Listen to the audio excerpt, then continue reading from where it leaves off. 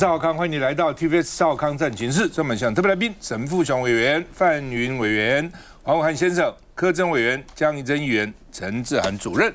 好，那么川普实在太好玩了。川普呢前阵子搞一个教宗有没有？他昨天白宫给他发了一个这个叫做肌肉绝地武士，还写了一段英文哈。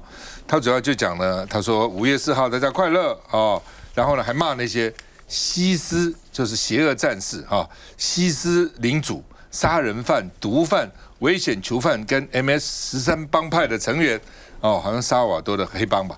然后呢带到我们银河系的激进左派疯子们带回我们激进左派，你们不是反抗军，你们才是帝国，愿原力force 原力 force 了原力跟你们同在，这就星际大战的那个里面了对。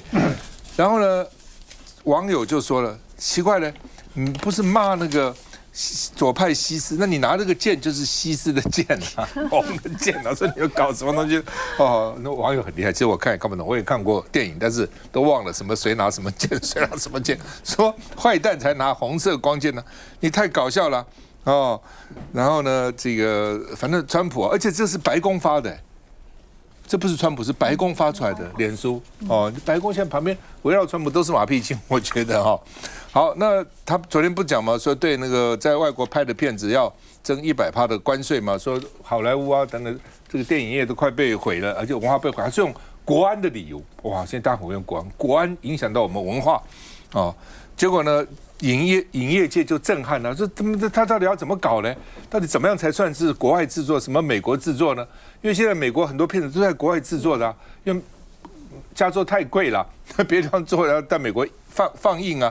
另外像 Netflix 这种电视上的影片，他们 Netflix 自己拍影集那到底算什么呢？所以这个电影业都昏了，不知道怎么办。所以昨天 Netflix 就下跌了1.7%，Amazon 下跌1.5%。什么华纳兄弟啦、派拉蒙什么都下跌了1%以上，下跌蛮多的昨天那这个所以呢 ，Netflix 就蒸发了200亿台币一个晚上那外媒也说了美国的电影业其实都外流很多了他们最喜欢的这个地方是多伦多加拿大，第二是英国，第三是温哥华。同样这个地方拍，价钱便宜很多，加州非常昂贵然后呢，要不然就到中欧、澳洲。我到摩洛哥，连北非那个地方都看到好大一个影城。他们说哇，这边有很多西部片什么的，这边拍，因为有沙漠什么一大堆这边拍。还有这个东欧像什么这个捷克什么，都是很多这个片子在那边拍所以呢，因为美国太贵了嘛，没有办法，那怎么办呢？那 BBC 也说，这个不是只对美国冲击，对全世界的冲击。因为有些国家的确给他们很多优惠，其实台湾也是你到台北拍片，到高雄拍片，他们都是只要拍了我是都市，我就给你一些优惠，欢迎你来拍嘛。然后到全世界可能可以去宣传嘛所以呢，这是一个另外呢，川普不是搞了个教宗的衣服吗？川普又说，因为天主教反弹很强烈，天主教有14亿的信徒，他说跟我无关是 AI 搞的鬼。那什么是 AI 搞的鬼呢？然后又说呢，天主教不满，他们开不起玩笑，对不对？你这些人骂我的不是天主教徒啦，是假媒体啦，假媒体、假民调都是假的那纽约书记总教，这是纽约书记总教说那个衣服，他说这个很不妥，这样做很不好，希望他不要这样做，而且还在网络上去发布他搞什么东西。川普说那不是我做的，还说我太太觉得很可爱他说这不是很好吗？他们为什么要反对呢？然后呢，这个他副手赶快说，哎呀，我们是开个玩笑，你们天主教徒要经得起开玩笑嘛？那教宗刚过世，对不对？你这是新教宗还没选出来，你们就开这个玩笑，你们搞什么鬼啊？我们看一下。手持象征反派的红色光剑，美国白宫为了庆祝5月4号星战日，让总统化身绝地武士。而川普最近不止 AI 玩上瘾，他还对好莱坞很有意见。Los Angeles, the governor is a grossly incompetent man. He's just allowed it to be taken away from, Hollywood. 川普宣称要对在境外制作的进口电影课征100%的关税，利空重创娱乐产业周一股价。像是总部位在加州的 Netflix 最惨，一度下跌4%，蒸发了约204亿美元。好在后续跌幅收敛，与包括华纳兄弟探索、派拉蒙在内下跌超过1%。Netflix last year spent more than half of its budget on international production. 70% of its 300 million subscribers are outside the United States. 但最无所适从的恐怕莫属美国本土电影产业，因为像是《死侍与金刚狼》《魔法坏女巫》等作品，单纯只是在国外取景拍摄，是否也会被课税，谁也说不准。Talking about films shot overseas, so a movie like The Avengers, perhaps we don't know, could be considered a foreign film. Mon Dieu, as they say. 而川普最近真的爱上 AI， 他前几天才靠 AI 变化身天主教教宗，却踩到天主教红线。They can't take a joke. You don't mean the Catholics, you mean the fake news media. Not the Catholics loved it. 川普回应：别开不起玩笑，毕竟这只是 AI 图而已。来，维汉，绝地武士到底是怎样？May the force be with you。愿原力与你同在。所以 May the force， 5月4号就是星战日。好，所以全球的星战迷有看就知道，所以他也要弄个梗那个。可是问题是，真的红色光线是达斯维达跟西斯。好，西斯其实是用电的啦，达斯维达就是红色光线。好的正义之士，像绝地武士尤达大师跟那个 Skywalker 是绿色或者是蓝色，但如果介于这个正邪之间的话是白色。红色是反派啊，那他刚刚弄，因为没办法，他共和党是红色，他当然用红色啊，就大家就站好。我觉得这个还好，因为电影大家这个无伤大雅。第二个，教宗这个，你看川普这个我们是没有办法严肃讨论的，因为他先讲说这跟我无关，跟你问怎么 po 你脸书，他讲说没有啦，那个我只是 po 出去，不是我做的。可是你 po 在你脸书，白宫还 po 啊，然后他说我老婆觉得很可爱，那是教宗啊，所以就说他怎么尺度会这样呢？第三个，因为他有说他想当教宗，对啊，现在要选新的教宗，他有说我想做那个啊。就抛出东西来了，所以得力抛，你不要不认啊！他为什么一开始讲说跟我无关？抛在你的脸书，而且那个图是他说那个是 AI 做的，不是他。这种说法就是蛮川普的啦，好，蛮川普 style。第三个就是，其实，在这么多的他的新政当中，电影这个我其实还蛮惊讶的。我跟观众朋友报告哈，因为《阿凡达3》马上就要准备上映，好几个片子在哪里拍？在纽西兰，是因为要逃避美国的好莱坞制作吗？不是啊，是因为那个地方的，对啊，人家景在那边啊。那难道以后美国电影都不要有世界各国的景吗？沙漠也在好莱坞拍，然后绿地也在好莱坞，全部都在好莱坞吗？他们是去取景，让这个美国好莱坞电影更好看。那马上要上的几个大片哦，因为我很喜欢看电影。Mission Impossible 好像也有一个。对啊，那还有蜘蛛人4，英国拍。然后呢，这个叫做这个就是那个就复仇者联盟5哦，这样回来他再回来嘛，也在英国拍。那以后怎么办？但还有一点哈，这个我为什么讲说没有办法严肃讨论？因为它都是天马行空。电影是智慧财产权，它又不是服务业，你要怎么给他课税？这个其实大家还在争辩中。但是他一讲完以后，马上应声倒下，Netflix 马上就跌4%。因为他马上说交代他的下面人要加扣税了，他已经不知道要怎么扣了。但是受影响的就是大家啊，所以就说川普他今天讲的这些东西，其实会影响很多人。可是从这几天包含了电影跟他用的这些图，都发现就是他有一点就太随性了，可是他造成的影响很严重。像我们都有在看 Netflix， 他现在股价掉了4%以后，会不会下个月收费又要提高了？我们都害怕。而且川普很爽啊。我好高兴，我做世界的领袖，我随便一动，随便一讲，全世界都震动啊，老沈。如果我是某人的老婆，我晚上想到我这老公是教宗，我也兴奋了。这简直胡说！兴奋还是说教宗跟我们娶老婆，你怎么会当老婆呢？你晓得我的意思就好，我就不要再进一步再说，我就踩到红线。好了。我觉得川普这个人呢，Number 1的国家的 Number 1的领袖，那大家都说总统制很好啊，有三权分立的互相制衡啊，国会哪里去了？司法单位哪里去了？他什么事都敢干，而且呢，大事我们还在乎，因为影响到我们；小事像这种影片在外国拍要课征100%，我们其实是不用费心去讨论它，因为没有人能够保证他明天又转弯了。他今天就讲了，他说细节还不一定，他只是个构想，还不确定。所以这种人，当习近平没打电话给他，他说有。那后来证明没有，他说这个只是营造一个将来这个谈判的一种氛围。也就是说，他总会打电话给我的，不过不是下礼拜就是了。这什么话？他可能会做一张 AI 的图，是他跟连说谎都可以合理化的人，他根本无所谓了。这根本没什么意思。还有，美国原来不是这样，怎么变成这样呢？但是当他说他可以当教宗的时候啊，我们应该讲他有病。真的是有病了，病态了嘛？那你说，我每天看那个《华盛顿邮报》跟美国跟那个《纽约时报》，现在民主党的人也不晓得怎么办才好。他们都同意啊，大部分都同意说这个人有问题嘛。但是有问题，大家束手无策。美国民主党的束手无策啊，比台湾中国国民党的束手无策还严重啊！中国国民党有的时候还假装有人在领导啊，有人在高雄选市长啊，这个都好像有模有样啊。民主党没有了，民主党完全一点点声音都没有，完全就是不晓得怎么办，要等到人民唾弃他，那下一回的选举的时候，把他扳过来，大概也只能这个样子。所以我觉得川普大家不要理他，但是大事我们是要严阵以待。我觉得川普这种倒行逆施啊，有一个效果，中国人那么多的中国人看在眼里。这个会巩固习近平的领导地位对啊，到相形之下，我们的习近平在独裁，总比疯子好吧？那说我们苦，这个苦继续忍耐下去，不要多久，那个疯子就完了，不是有这个效果吗？不，它最大的效果是说，原来中国现在经济也不好，真的是不好，房地产也不好，整个都不好。本来呢，大家可能呢还对习近平有怨言，这下都转移了嘛。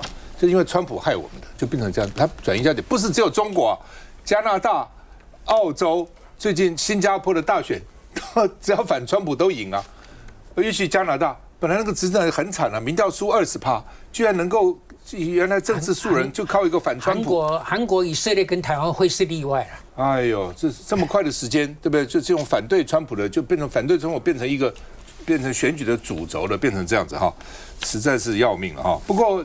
这个讲是这样讲了但是因为川普的一言一行，美国还是大国嘛，影响大家还是很大的。怎么没有受到影响呢？当然受到影响。我们台币汇率等等讨论这样升，怎么会没有受到影响呢？休息一下再回来。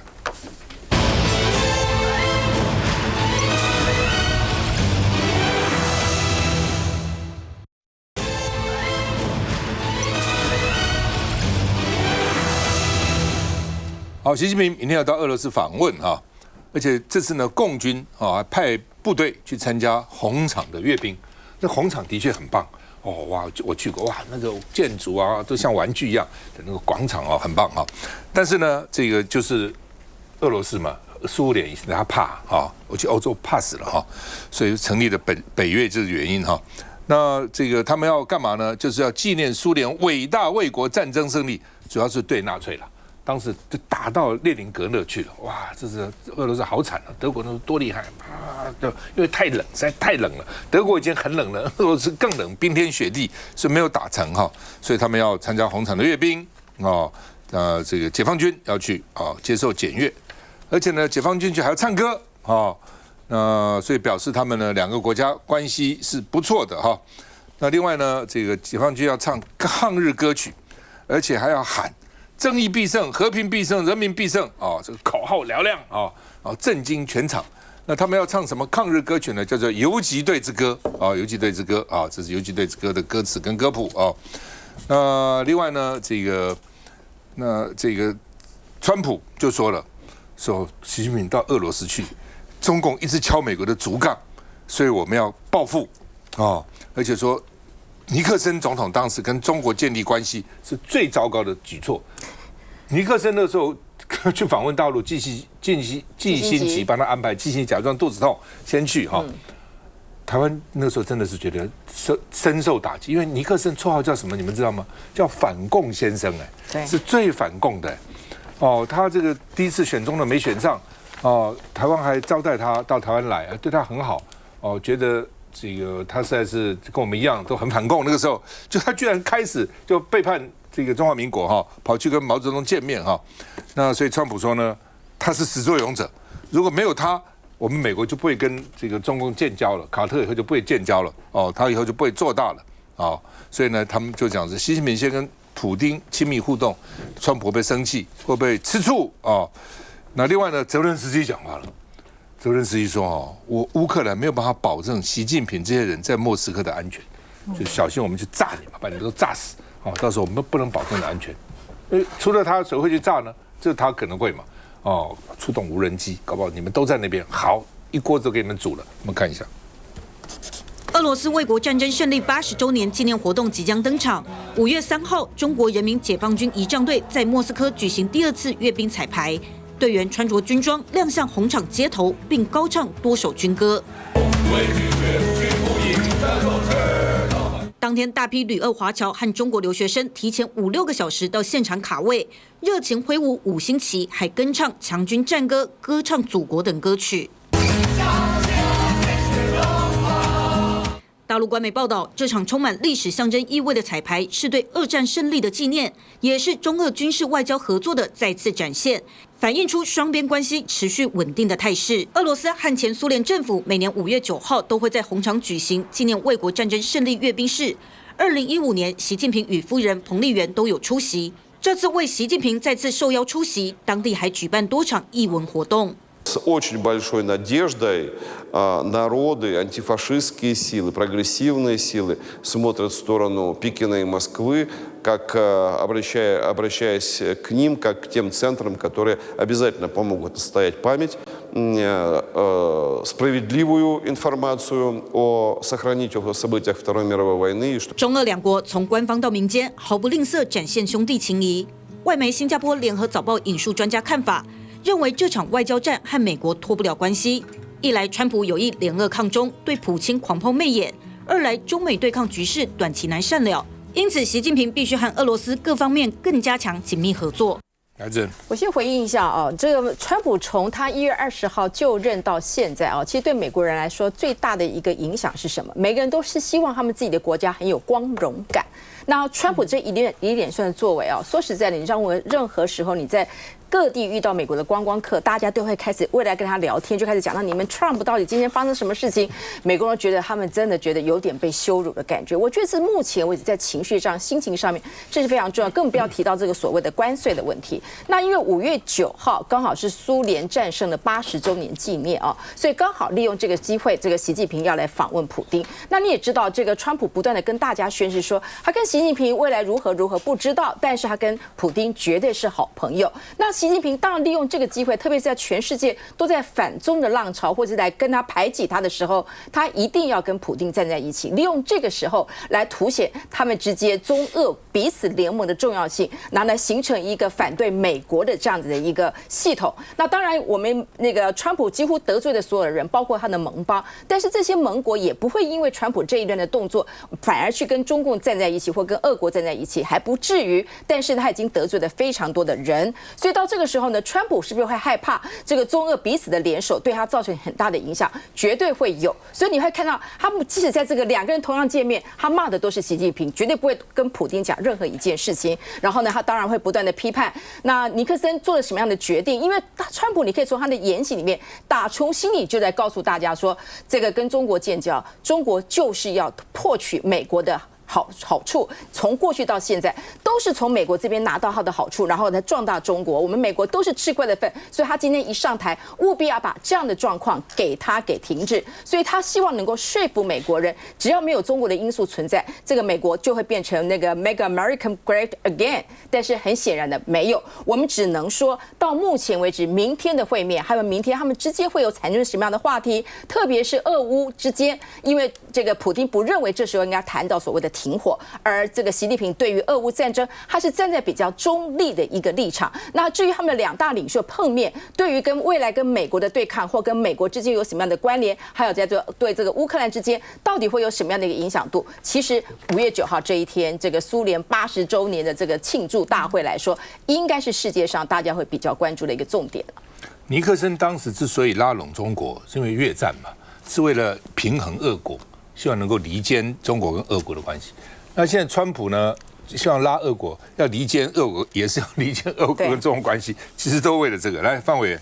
我想这个就是川普啊，先讲一下，刚刚不管是这个 AI 哦，就是模仿校正，我想当然对天主教来讲非常的不能接受，或者是这个是叫绝地武士哦，这我也不是很清楚这个颜色的象征哦。但是其实就证明一件事哦，其实在那个民主党选输之后，我有一次听一个就是相关的论坛检讨哈，美国他们其实就讲，就是当时民主党的候选人Kamala，他其实就败在他没有办法创造新闻核心哦。所以整个新闻都是以川普为主。譬如说，他被批评说有一次访谈做得不好之后就变得太谨慎。可是整个新闻媒体都跟着川普走的时候，是对他的选战越来越不利哦。那我们也现在看到，川普真的是每天都在创造新的新闻。哦，以我们在这么远的台湾都会讨论他的脸书的话，他变化的速度其实很多是跟不上的，那这是他的优势哦。不过当然就是对美国民众来讲的话，那大家非常的担心就是关税大战对美国经济的影响，包含我们